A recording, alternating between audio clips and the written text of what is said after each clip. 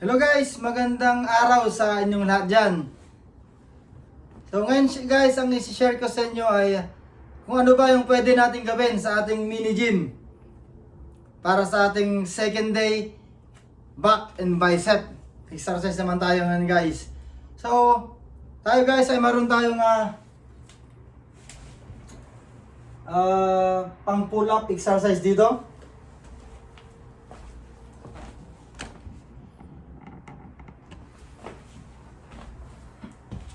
Ito guys yung pang pull up exercise natin. Ito yung wide. Sandali lang guys.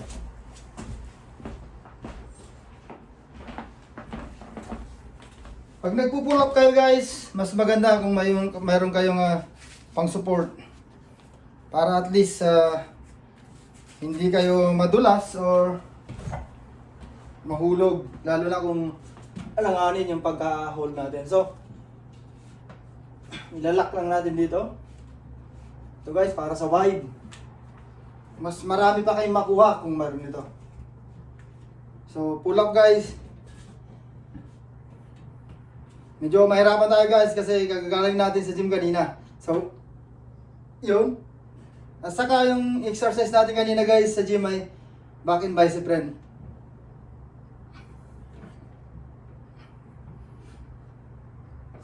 Yun guys.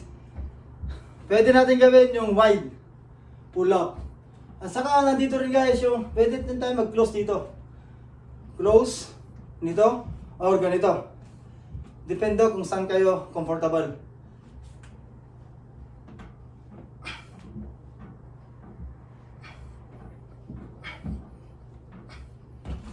Yun guys.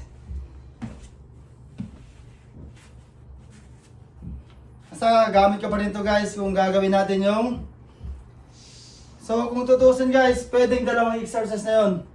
Yung wide, at saka yung close na pull up.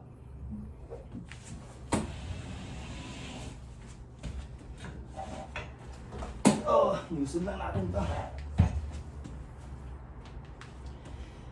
Kung meron kayong barbell naman guys, pwede natin gawin yung barbell rowing. Pero wala tayong barbell dito guys. So, ang gamit ko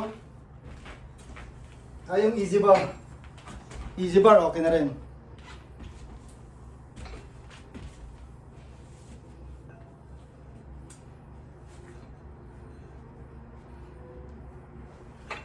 So guys, kung tutuusin guys, ito yung pangatlong exercise natin. Kung mayroon tayong mini gym, kung hindi na tayo nakapunta sa gym. So, release lang, and yan.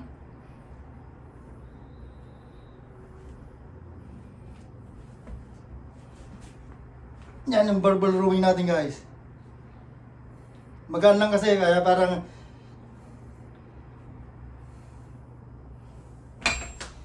hinga lang muna tayo guys kasi talagang gagaling natin sa gym and then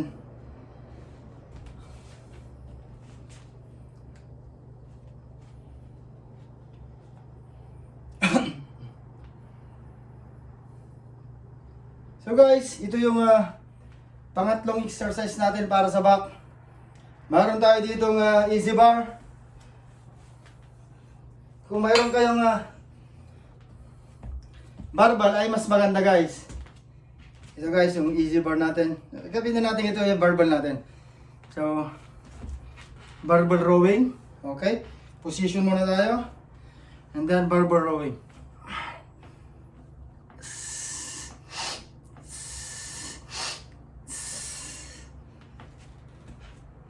Side naman para makita.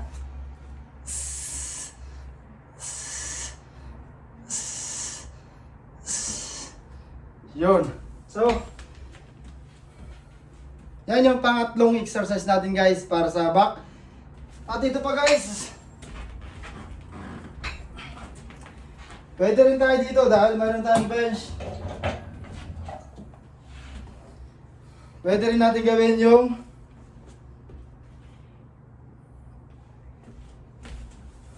dumbbell rowing. So left pa rin ang inuuna natin guys.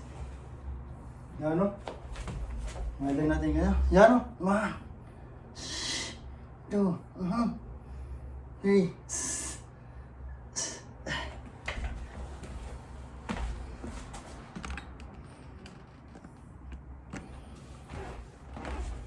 Yun, kilip nyo lang dito guys. Yan.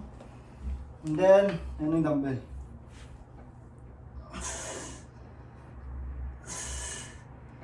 Mabilis. Slowly.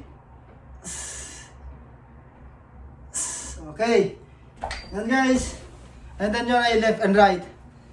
So yun yung pang-apat na exercise natin. Pwede rin yung pagsabayin. Yung dumbbell rowing natin. Ano?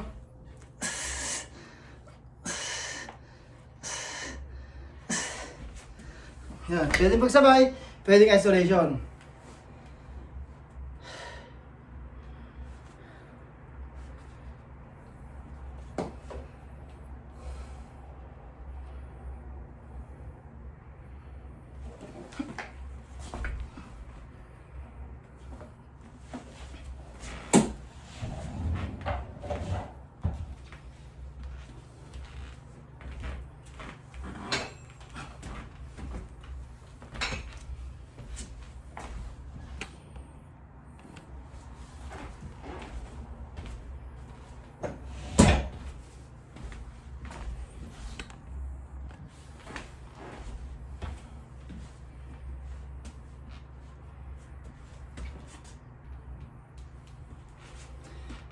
So guys, para sa back exercise natin, pwede natin gawin yung wide pull up, close grip pull up, and then yung barbell rowing, dumbbell rowing, either isolation o yung sabay sila. And then pwede din tayo guys dito mag deadlift. So puliin nyo lang ito guys ng mga plates. Yung saktong kaya-kaya nyo. And then deadlift tayo.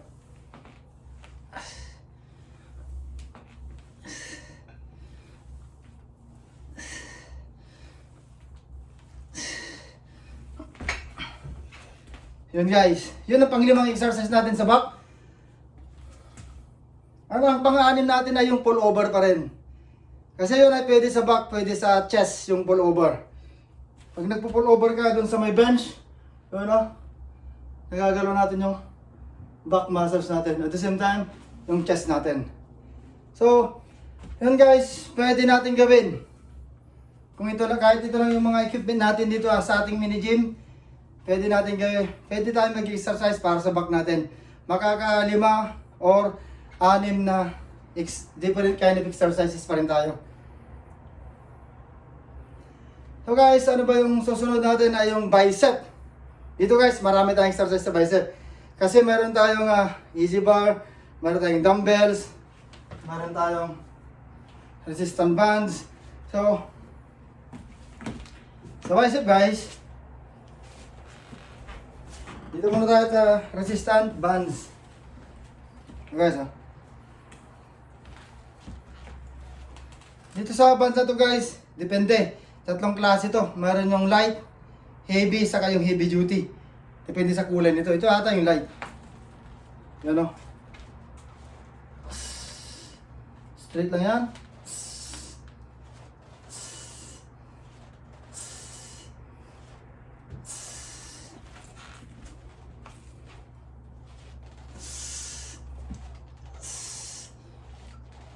Yun guys. Meron tayong resistant bands para sa ating bicep. Kumbaga yan ang una nating exercise. Ito naman yung dumbbell natin. Depende guys, dito sa guys naglagay ko ng 3 plates, 6 plates sa isang dumbbell. So 6 inches ang diameter ng kinat ko. Ito guys, laser cut lang natin sa company, so at least nakatipid tayo. So dito guys, pwede natin yung gumawa ng hammer curl. Pangalawang exercise natin yan guys. Hammer curl. Pwede nyo rin gawin ganito yung hammer curl. Hindi ata hammer curl to, nakita ko lang sa gym. So ito na guys yung hammer curl.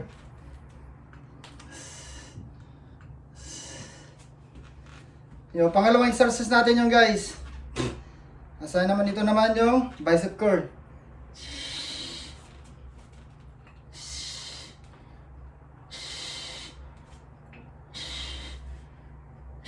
Yun guys. So, pangatlong exercise natin yung guys para sa bicep. Sandali lang guys.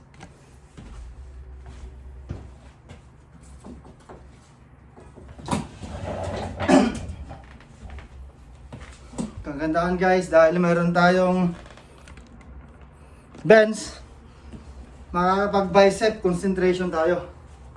So guys, oh. Yan.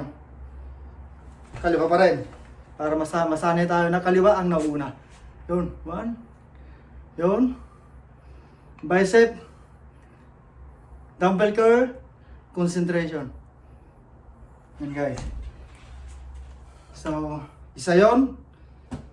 Resistance band. Hammer curl pangalawa. Standing bicep curl pangatlo. And then concentration pang-apat.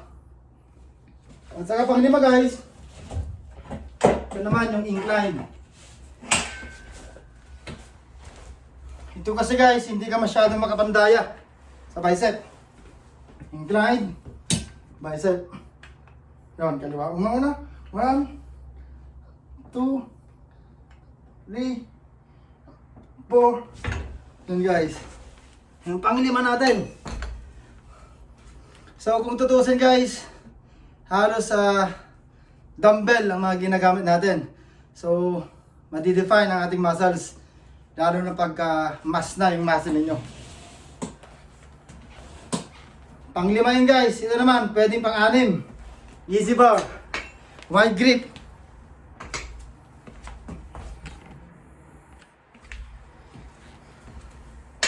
So guys ay easy bar, wide grip. Wide grip, easy bar. Curl. Yun.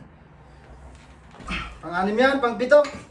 Iba kasi ng tama guys. Iba ang tama ng wide grip. Nasa kayong close grip. Kung tutubusan guys, ito na yung pang-pito.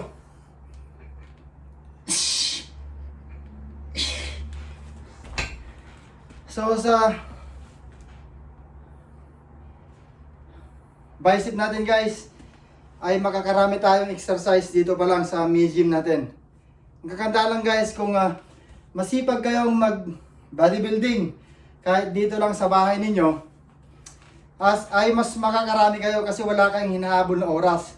Kasi minsan kung nasa gym ka, may lakad ka pa, may gagawin ka pa, uuwi ka pa kasi marami ka pang gagawin. Pag dito, pag natapos mo lahat ng iyong gawain, ay makapokus ka na sa inyong exercise o sa bodybuilding.